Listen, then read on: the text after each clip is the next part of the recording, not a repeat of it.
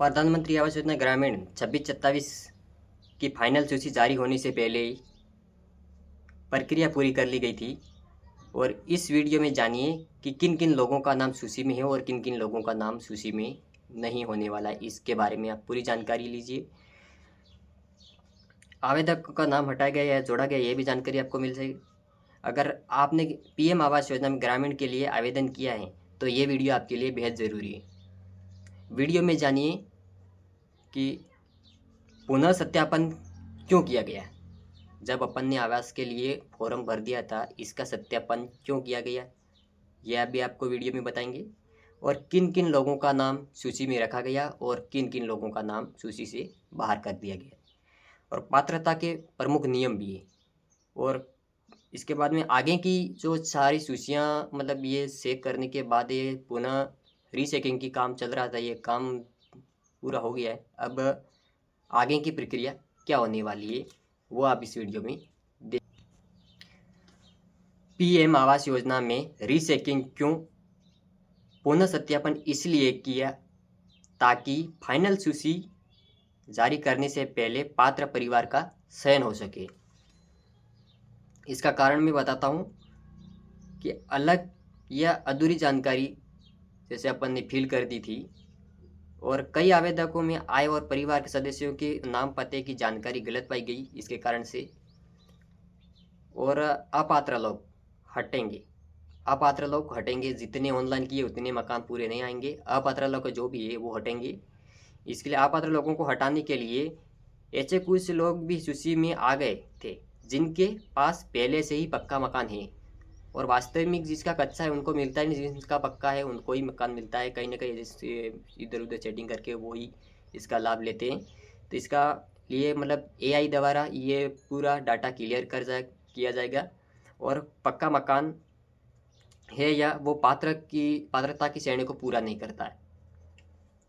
Duplicate आवेदन मतलब इसके बारे में मैं आपको समझाऊंगा। डुप्लीकेट आवेदन ये होता है कि एक ही परिवार द्वारा एक से अधिक आवेदन करने की स्थिति में, एक ही परिवार में एक से अधिक आवेदन करने की स्थिति में आपको भौतिक सत्यापन की ज़रूरत है।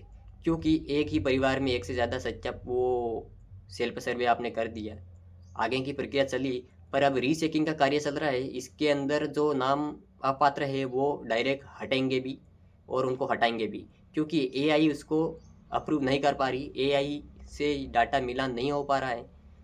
तो इसीलिए उसका वो, क्योंकि एआई आधार कार्ड से और ये जैसे अपन ने पक्के मकान का फ़ोटो वगैरह डाल दिया है, तो वो उसके कारण भी आपका मकान रिजेक्ट कर सकती है। एआई को ये नहीं पता है कि वो क्या, उसको सिर्फ वही दिखता है एआई को कि वास्तव में इसका मकान का फ़ोटो पक्का क्यों है। आपको ये डाउट क्लियर वीडियो में पूरा करूँगा।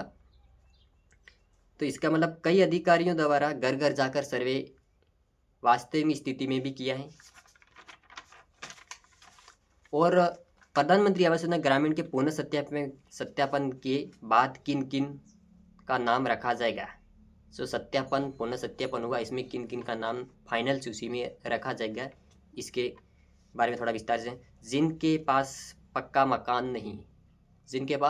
मकान नहीं, ऐसे परिवार जिनके पास खुद का घर नहीं, ऐसे परिवार को ये दिया जाएगा। इसमें दीवार पक्की है चलेगा। आजकल हर जगह दीवारें तो पक्की होती है, कहीं मिट्टी का और ये झोपड़ियाँ वगैरह तो है नहीं। अगर ऐसा करेंगे तो फिर प्रधानमंत्री आवास योजना का लाभ किसी भी को नहीं मिल पाएगा। इसमें आज की गाइडलाइन के अनुसार दिया गया है, पक्की छत नहीं होनी चाहिए।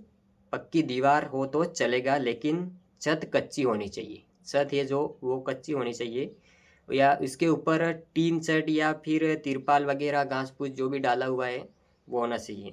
और आर्थिक रूप से कमज़ोर वर्ग के लोग, कम आय वाले परिवार जिनकी वार्षिक आय योजना की सीमा से कम है। यदि दस्तावेज सही पाए गए तो दस्तावेज सही कौन कौन से पाए जाएंगे, इसके अंदर जो कभी भी इस योजना का लाभ नहीं उठाया हो, Aadhaar card, ration card, bank diary, जमीन संबंधित कागजात, जॉब कार्ड, ये सभी सही और सत्यापित किए जाएंगे। और प्रधानमंत्री आवास योजना ग्रामीण की पात्रता के नियम भी है। नियम है, पक्का मकान नहीं होना चाहिए आवेदक का या उसके परिवार किसी भी सदस्य के नाम पर भारत में कहीं भी पक्का मकान नहीं होना चाहिए। और इसके नाम से पूरी अपन ने वो सब सेल पे सर्वे किया, ऐसे सर्वे किया, उसके अंदर वो अपन ने डाटा फिल किया है कि क्या क्या नहीं होना चाहिए, नो नो नो नो करके लास्ट में 2 ऑप्शन पे अपन ने हाँ हाँ पे क्लिक किया, क्योंकि आवेदक के पास से जो ऑनलाइन कर रहा है उसके पास खुद की ज़मीन है, तो हाँ किया।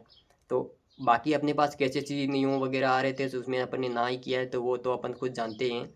इसके बारे में किसी ने गलती से भी वो कर दिया तो हल्के सर्वेयर आए होंगे आपका निरीक्षण करने के लिए या फिर रीचेकिंग के लिए, तो उनको बोल दिए सर मैंने ये गलती से ये फॉर्म भर दिया था, गलती से मेरा ये जॉब कार्ड चढ़ गया था, इसको कृपया हटा के फिर नया जॉब कार्ड मेरा अपडेट कर दीजिए, तो वो कर देंगे। अभी लगभग सत्यापन का काम पूरा हो चुका है, कोई बाकी नहीं रहा है। आय सीमा कह रहे थे कि महीने के 15,000 रुपये हैं, और 12 महीने की आय में अपन बताने 3 लाख से कम होनी चाहिए। 3 लाख से ज़्यादा आ रही तो आप इस योजना के लिए हकदार नहीं होंगे। और इसमें आ रहा है कि एक डाउट है, परिवार की परिभाषा। राशन कार्ड भले आदमी के नाम से, पर ये प्रधानमंत्री आवास योजना का फॉर्म अपन को स्त्री के नाम से ही भरना है, क्योंकि इसमें स्त्री को 75% प्राथमिकता दी गई है प्रधानमंत्री आवास योजना के अंतर्गत। लोग कहते हैं कि परिवार की परिभाषा में कि पति पत्नी और अविवाहित बच्चे परिवार में एक ही परिवार माना जाता है। ये एक ही परिवार माना जाता है। इनकी शादी हो चुकी है उनको तो मकान मिलेगा, क्योंकि शादी हो चुकी, वो अलग रह चुकी, उनको तो मकान मिलेगा। और कई सारे लोगों ने ये भी किया है कि जो शादी नहीं हुई है उनके खुद के नाम से फॉर्म भर दिया है, तो उनको एआई से मैच नहीं हो पाएगा, क्योंकि वो फॉर्म भरने वाला आवेदक 16, 17, 18 साल का हो रहा है, तो उसकी शादी कहाँ हो, इसीलिए इसका नाम एआई से मैच नहीं होगा, वो नाम हटेंगे। और एक बात, प्रधानमंत्री आवास योजना का लाभ न लिया हो, मतलब इससे पहले प्रधानमंत्री आवास योजना का लाभ नहीं लिया, यदि अनेक आवेदन सरकार की योजना से पहले ना लिया हो, वो उसी को ही लाभ मिलेगा। तो महिला के नाम प्राथमिकता, अधिकतर मामलों में घर महिला के नाम से ही आवंटित किए जाएंगे। इसके बाद में आपकी एक है ये प्रॉब्लम है, प्रधानमंत्री आवास योजना ग्रामीण में पुनः सत्यापन अगली प्रक्रिया से क्या होगी, इस प्रक्रिया ये होगी कि फाइनल सूची, अब है जो फाइनल सूची की तैयारी। फाइनल सूची जांच पूरी होने के बाद पात्र लाभार्थियों की सूची फाइनल बेनिफिशियरी लिस्ट जारी की जाएगी। लाभार्थी अपना नाम आधिकारिक पोर्टल या ग्राम पंचायत नगर निगम कार्यालय में देख सकता है।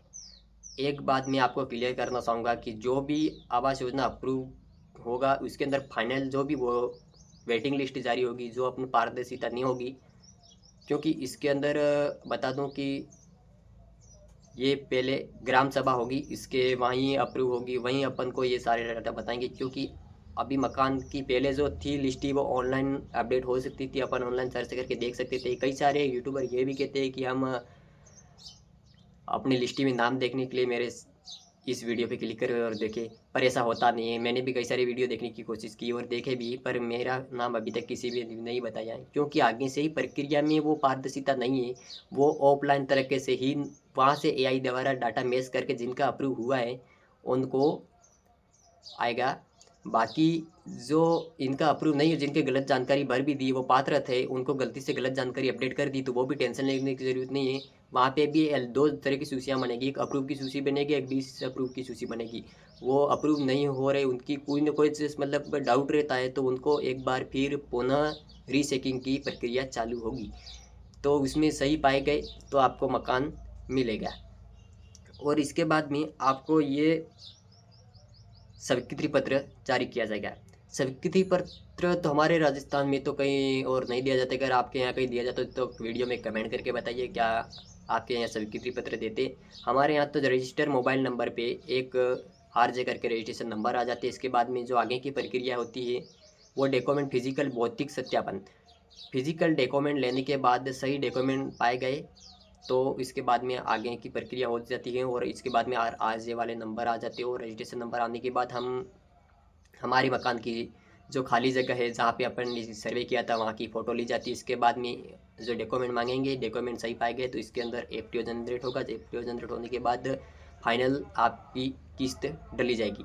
और किस्त ये मतलब अनुमान लगाया जा रहा है, कभी पंचायती राज का चुनाव नज़दीक आता जा रहा है, तो अभी सर्वे का काम तो पूरा हो चुका है लगभग, और जो बाकी कुछ रह गया था वो 13 फरवरी तक का काम पूरा हो जाएगा। इसके बाद में वेटिंग लिस्ट जारी होगी। ये अक्टूबर तक ही वेटिंग लिस्ट जारी होने की पूरी संभावना है, क्योंकि अभी टाइम है नहीं। अभी चुनाव के अंदर आचार संहिता लगने वाली है और कई सारे लोग चर्चा कर रहे हैं कि भाई प्रधानमंत्री आवास योजना का लाभ हमें कब मिलेगा। तो ये लाभ अपन को मिले तो गा, पर अक्टूबर से पहले पहले किसी भी कंडीशन में नहीं मिलने वाला है।